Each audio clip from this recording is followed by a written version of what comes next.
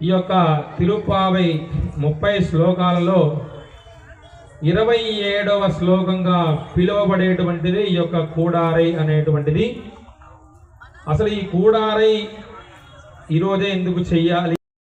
స్వామిని సాక్షాత్తు శ్రీరంగంలో ఉన్నటువంటి ఆ యొక్క రంగనాథ స్వామిని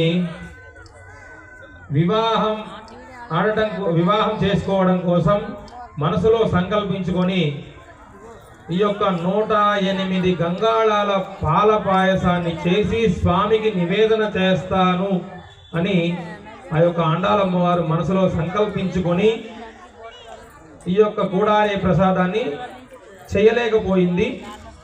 తరువాత ఈ యొక్క ప్రసాదాన్ని ఎవరు దీన్ని చేయించి స్వామివారికి అమ్మవారి తరపున నివేదన చేశారు అని మనం తెలుసుకుంటే గనక మన యొక్క ఆచార్య పురుషులు అష్టాక్షరి మంత్రాన్ని ప్రతి ఒక్కరికి ఉపదేశించిన వారు భగవద్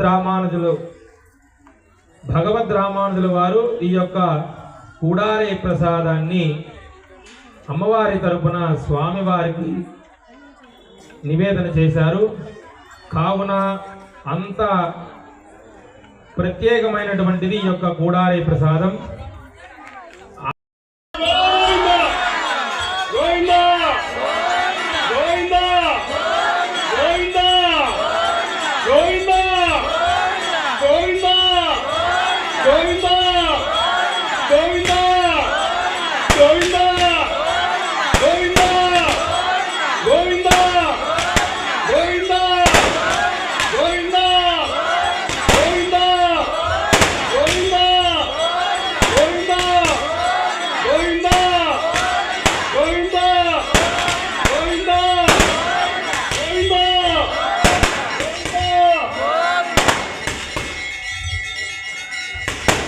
గోవిందా